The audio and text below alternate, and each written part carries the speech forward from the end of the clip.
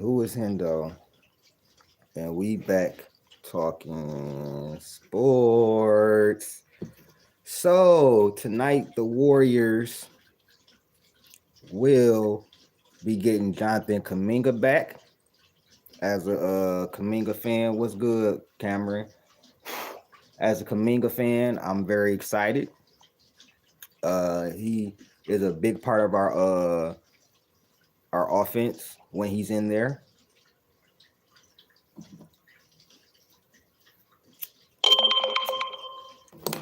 Before I start, I want to give a shout out to Daniel, bro. Okay, cool. That's dope, Danny. That's dope. That's dope. Shout out to Daniel Sports highlights. I'm sorry, bro. You should have been at it and got a wrench, bro. Shout out to Daniel, bro. Dan, Shout out to Daniel, bro. Sports highlights, Daniel Berry Sports. You know what I'm saying? He been popping in a lot and been supporting the channel. So I definitely just gave you a wrench. So I appreciate you, bro. Thank you. So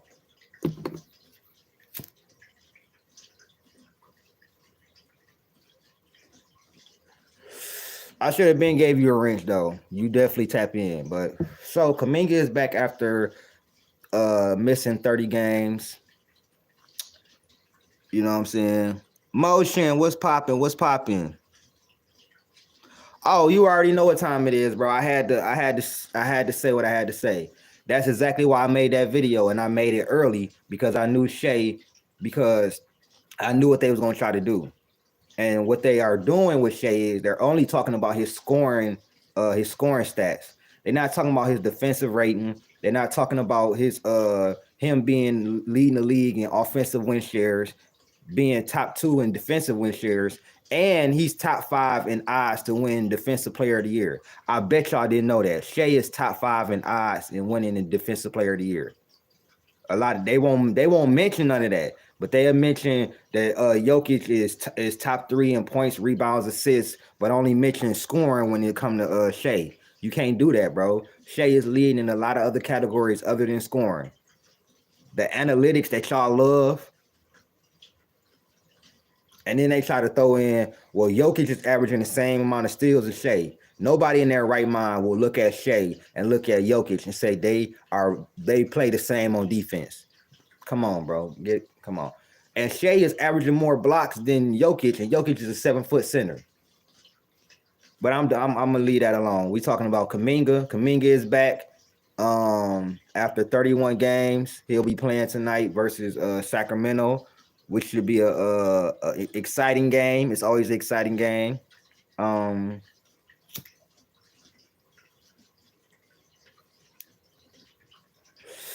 It's a very exciting game. And Warriors fans, I know y'all happy about Kuminga being back. But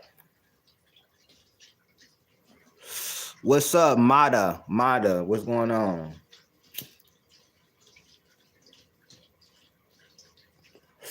But I'll say this about Kuminga. Don't expect Kuminga to play 20, 30 minutes for a minute, bro. I think they're going to start him out with about 15 minutes a game, probably.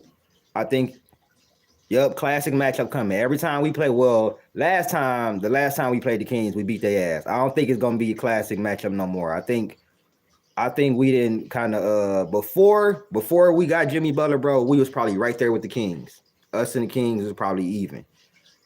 After watching the last game with Jimmy Butler versus Sacramento and seeing how Brandon Baginski is playing a lot better, Moses Moody been hooping, Quentin Post has been doing a good job, and Guy Santos has surprised me. I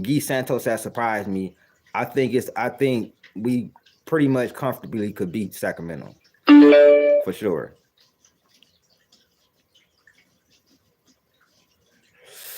But Kuminga, I think he's gonna play about 15 minutes, you know what I'm saying, for the next few games until he gets his, you know what I'm saying. Maybe I'm wrong. Maybe Kerr, you know what I'm saying, plays him 20 plus minutes, but I don't see him getting 20 plus minutes for at least probably into the playoffs. I think they're gonna bring him in real slow. because we have Jimmy Butler and we can bring in Kuminga real slow because he ankle sprain. It must have been. I didn't actually see the exact injury from Kuminga, but it had to be like I know it was an ankle sprain, but it had to be a severe high ankle sprain because he's missed 30 games, and it could be something mental as well. I heard like in the last 2 weeks, um, I heard in the last 2 weeks that it was like it was on him. So it's all about mental. Is he comfortable with how, you know what I'm saying? What do I was fucking with you, Mata, but I don't even know. Like, please, if you come on here and you clearly see what I'm doing. So if you come on here and start asking dumb questions, you know what I'm saying, and trolling, you will get blocked. I'm just letting you know that. We're talking about basketball. So Kuminga, him getting into the offense, he's basically a younger, less polished version of Jimmy. Like him and Jimmy, like same type of play styles. Jimmy Butler, I believe, is the finished product of what Jonathan Kuminga could be. I think Jimmy Butler is the finished product of what Jonathan Kuminga could be if he could reach his potential. Maybe not the taking over the well actually Kuminga, yeah, he can take over a game. I think Jimmy Butler is going to help Kuminga, you know what I'm saying, fit back into this offense because that's what he's going to have to do. Because Moody has been playing his ass off. He's been playing within the offense. Brandon Pajinski, for the most part, has been playing within the offense. Gary Payton II, Guy Santos. Uh, but with Kuminga is I don't want to say like I can't put Kuminga in the same tier as dumb people because I didn't watch Kuminga win his games without Steph and him be the number one. So Kuminga is really the X factor for us because if Kuminga can fit back into the offense seamlessly and not lose his and find his groove and not lose himself, bro, we could win the championship. I promise you, bro. If Kuminga plays within the offense, now we have two people that can attack the paint and get to the free throw line. Kuminga can get to the free throw line. He just needs to work on his free throw shooting.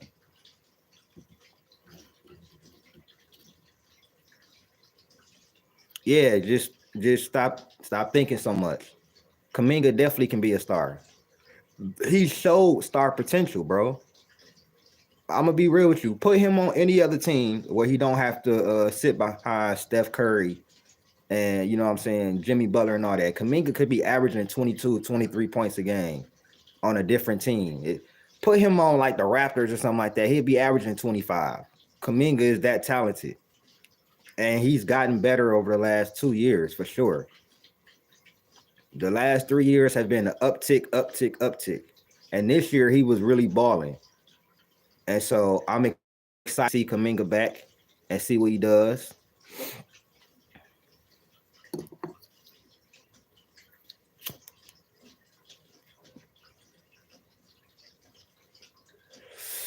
I'm very excited to see what Kuminga does and how many minutes he plays tonight. I think he's gonna play about 15 minutes. I think 15 minutes is gonna be the cutoff for a minute.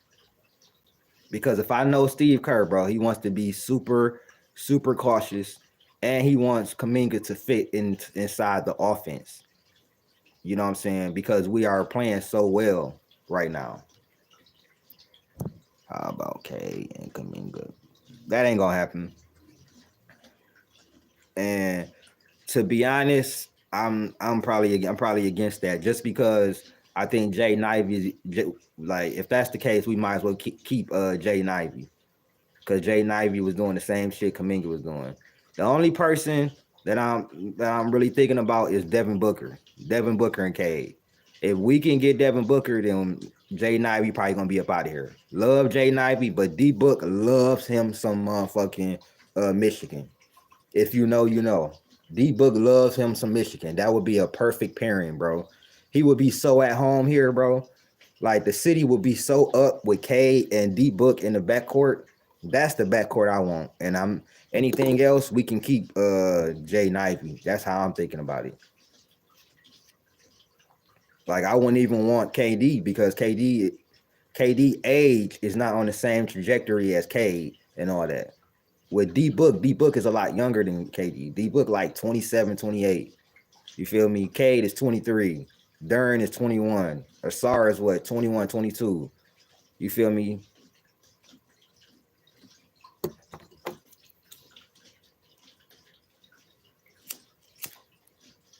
You feel me? Jay Ivey is doing the same. It's like basically making a lateral move. Jay Ivey could do the same things Kuminga can do. But Jay Ivey was shooting better from three. Jay Ivey was shooting 40% from three before he went down. Ivy had improved a lot. So if they're not better than Ivy, I really don't want them. And I really only want D Book because that's the only attainable option for real this off season. Getting KD don't make no sense because of the age timeline. KD about 3-4 years from retiring, so that makes no sense. We get D Book, we got at least another decade. We got at least probably like 7-8 years with D Book. At least he's probably like because we gonna sign him. You know what I'm saying? We get D Book. That's bro. Come on now, D Book is what 27, 28. That's at least 7-8 years here with Cade, bro. And who knows? Maybe a decade here with Cade.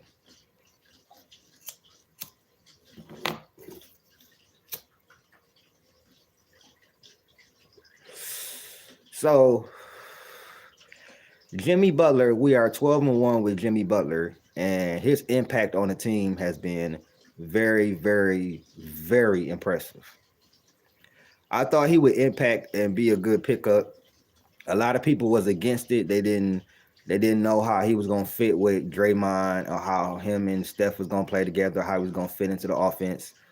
Well, he's been doing a phenomenal job. His playmaking, his ability to slow the game down, get to the free throw line, his ability, like I said, to slow the game down, get to the free throw line. He Jimmy Butler literally can play like a role player, bro. I'm gonna be real. Jimmy Butler is one of the most unique players, bro. Like, period. Jimmy Butler can be a superstar on any given night, or he could play within the offense and really play like a role player. Jimmy Butler has been playing like a role player for us, but a high level role player. And when we need him to take over the game, he turns into superstar Jimmy.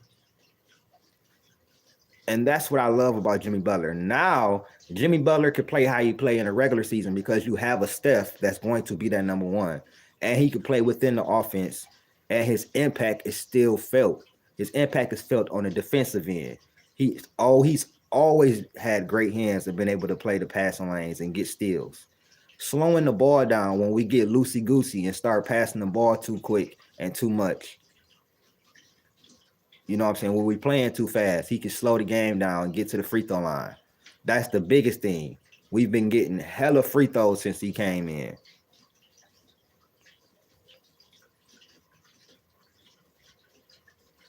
You say you taking Cade over D Book in the clutch. Hey, I'm gonna wait to say something about that into the playoffs. I'm gonna be real. I'm gonna wait to see what Cade do in the playoffs. But Cade is clutch. Cade is for sure clutch. Cade gonna have the ball in his hand. Like if D Book was to come here, it'll probably be maybe some nice Cade, some nice D Book. But I see where you're going. But I'm gonna wait to the playoffs to actually listen. If Cade go crazy in the playoffs, we're gonna have to have some conversations, bro. We're gonna have to have some conversation. What's the word, J. Cool? I was tapping in with your C-Web video. I was watching that a few days ago, maybe like 2 days ago. I think I shared it on my page, on my community. But that was a good video, bro. I was tapping in with that. But yeah, Jimmy Butler's impact has been phenomenal. Like I said, 12-1. You know what I'm saying? Since he's gotten here, we're a top 5 offense and defense. Like I think we're 4th in defensive efficiency since he came, and we like top 5 in offense since he came. Steph averaging 30 since Jimmy Butler came. Like Jimmy has been doing his thing, bro. And Jimmy Butler averaging 18, 5, and 5 since he came. These are numbers I know off the top of my head because I've did the research and everything like that.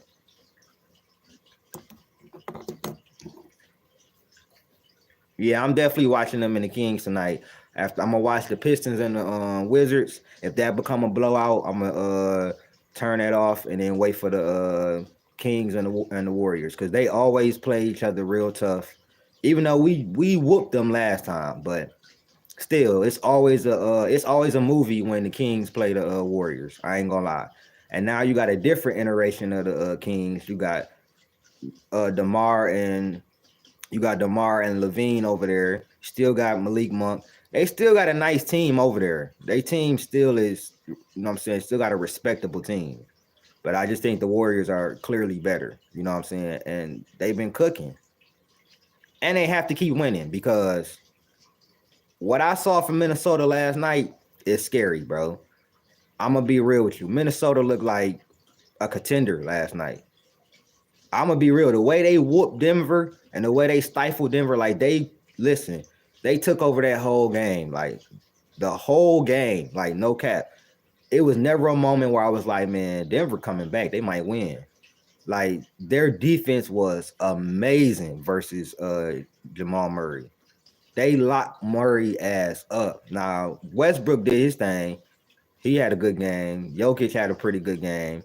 But Jokic, they took his playmaking away and made him work on the defensive end. Oh, yeah, Minnesota didn't beat Denver 3 straight times. That's why I made my video. Go check it out. I made my video saying that Denver should avoid Minnesota. Like, that's one team Denver should avoid trying to play in the first round. Because if they do, I believe Minnesota will beat them. Minnesota is built to beat Denver, and they have beaten them, 4 straight times. They ain't beat them since Game 6 last year, bro. That's the last time Denver beat Minnesota. Minnesota didn't beat them all 3 times this year. And it's the same way every time. They let Jokic score his buckets or whatever like that, but they make him work on the defensive end and take his playmaking away. If you could take Jokic playmaking away, bro, you can beat Denver. I promise you. But you got to have good defense as well. Because if you don't, then they'll still be able to, you know what I'm saying, Jokic's scoring will still be able to have more effect than it did versus Minnesota. But Minnesota, yeah.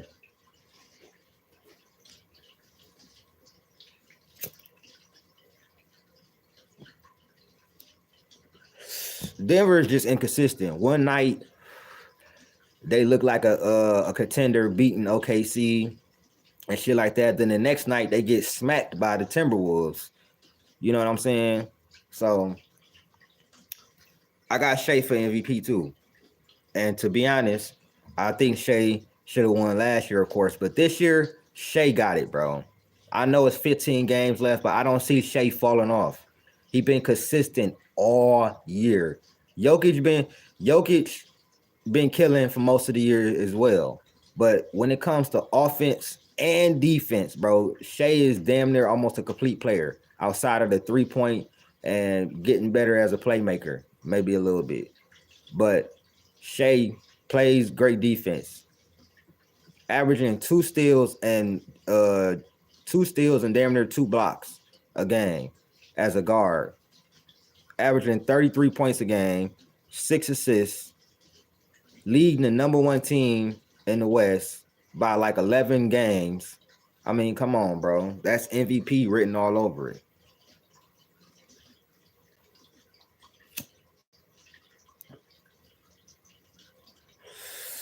But yeah, Jimmy Butler's impact on the Warriors has been very, very impressive.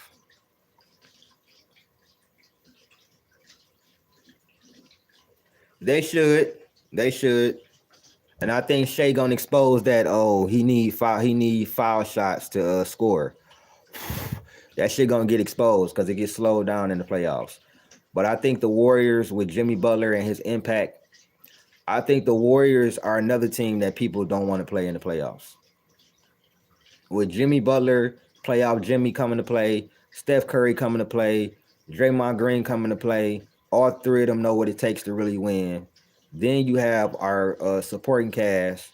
We got a young, athletic supporting cast. Moody, Kuminga, GP2, Guy Santos has been really good.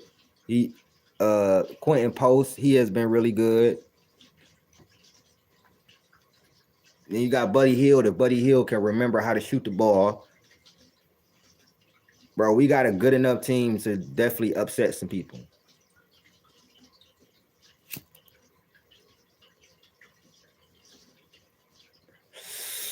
That's what I'm saying, Buki. But everybody want to talk about just offense and want to talk about his numbers on defense when we see how Jokic plays defense, and it's not very good, bro. Ain't nobody scared of going in the paint versus the Nuggets. Shit, if anything, Peyton Watson a better rim protector than Jokic. Peyton Watson be blocking shit. But yeah, the Warriors, they could play probably Denver. They could play Denver, the Grizzlies, or the Rockets in the first round. We still don't know yet. You know what I'm saying? The West definitely gonna come down to like the last games. The West is really bunched up together, like for real. The West, like outside of OKC, outside of OKC, 2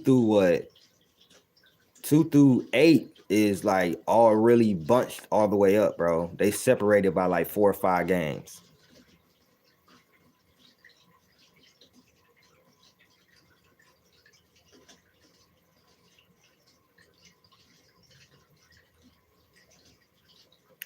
No, I think Kobe made it in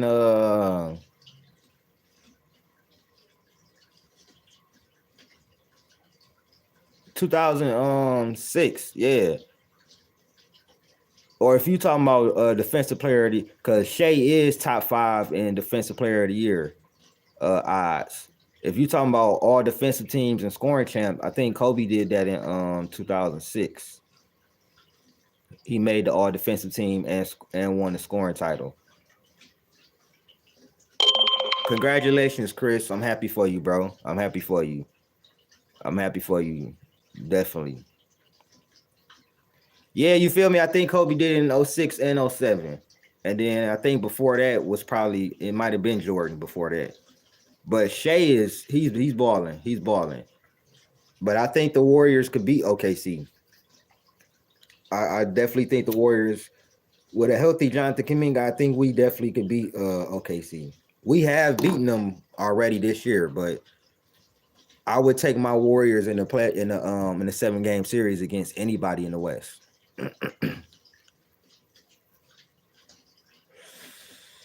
Well, we know that Buki. Kobe got robbed on multiple MVPs, but we ain't gonna speak on that. But yeah, Jimmy Butler's impact has been phenomenal. Like I said, 12-1. I mean, we got a chance tonight we got a chance for the rest of this month to rack up some wins. We got a pretty easy schedule outside of Denver and Milwaukee. Other than that, we got a pretty easy schedule the rest of this month. We got Denver and Milwaukee.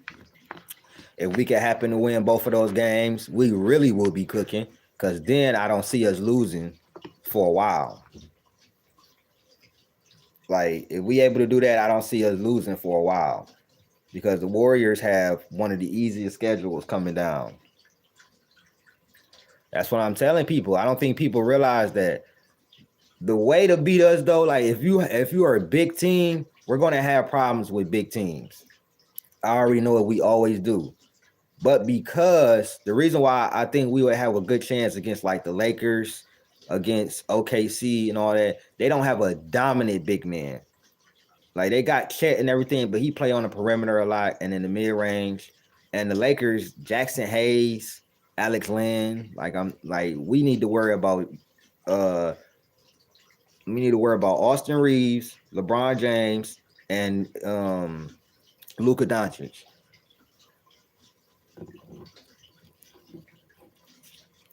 Like, for real.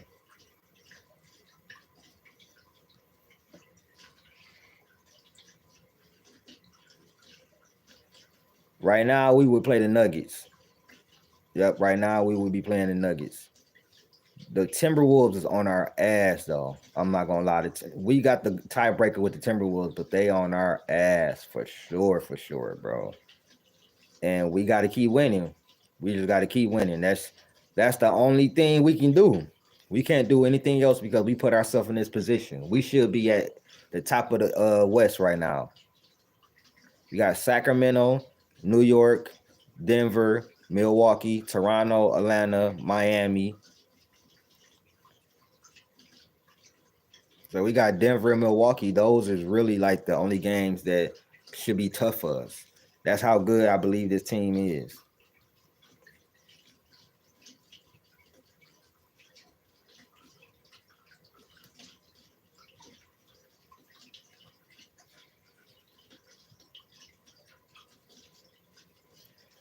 Um, yeah, Sacramento, New York, Denver, Milwaukee, Toronto, Atlanta, Miami. Then we got the Pelicans, then the Spurs.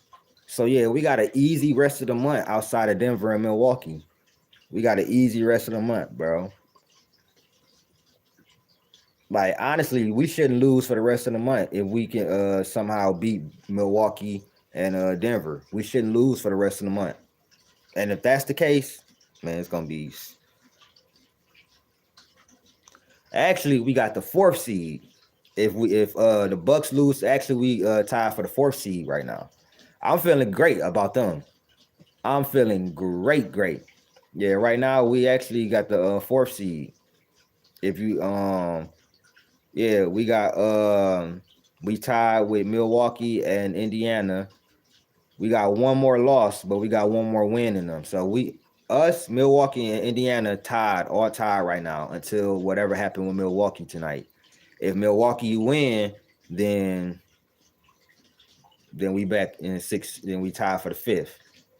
Tie for the fifth seed. Milwaukee and Indiana play again, so we'll see what happens. But right now, the Pistons, the Indiana, and Milwaukee are tied for the fourth seed. You want to know how Cade been playing? I'll let you know how Cade been playing. Cause Cade, my God, Cade Cunningham. In the last 10 games, Cade Cunningham, 27 points a game, 27 points a game, 8.3 assists, 5.4 rebounds in the last 10 games. So he's averaging 27, 8, and 5 in the last 10 games. He really been hooping like an MVP, bro. Like, K literally has one weakness in his game. One weakness. And that's finishing at the rim. I don't worry about the turnovers because he's a high usage guard. And that comes with getting more from him. With Jaden Ivey, he wouldn't be getting trapped as much and getting fouled and shit and not getting it called. K has one weakness, and that's finishing at the rim. His three-point shot has improved drastically, about 36, 37%. He plays defense, can play make, can score, can rebound the ball, can play off of the ball.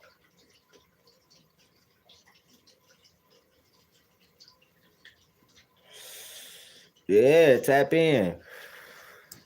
His last 5 games, he's been hooping even harder the last 5 games. He's averaging 30.4 points, 7.8 assists, and 4.8 rebounds in the last 5 games. So he averaging 30 and 8 in the last 5 games. So he really been hooping. That's showing you if Cade Cunningham got the whistle that some of these other dudes got, he would be averaging 30 right now.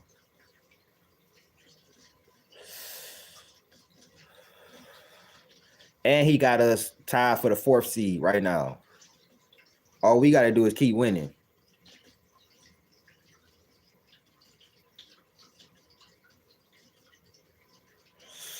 Yes. And he keep hooping. He closer to 26 than 25. But right now he averaging 25 and 9. he really balling out this bitch. He's a triple double every night waiting to happen. It may not happen, but he flirting with a triple double every night, bro. Literally every night. So Cade is definitely hooping. But yeah, the Warriors, they're doing a phenomenal job right now. They're cooking. Oh, JB Bickerstaff. Come on now. Thank you, Cleveland, for giving us JB Bickerstaff for sure. He definitely should be. Is him or Kenny Atkinson gonna win Coach of the Year? And if we get the fourth seed, I think that he should be Coach of the Year, bro. Us going from worst to the fourth seed would be, come on, bro. That's OD. But shout out Dub Nation. This been so Dub Nation. Kuminga is back. Jimmy Butler's impact is affecting everybody, and the Warriors are cooking right now. Y'all let me know what y'all think, man. Like, share, subscribe, hit the join button, and I'ma holler at y'all, man. Peace.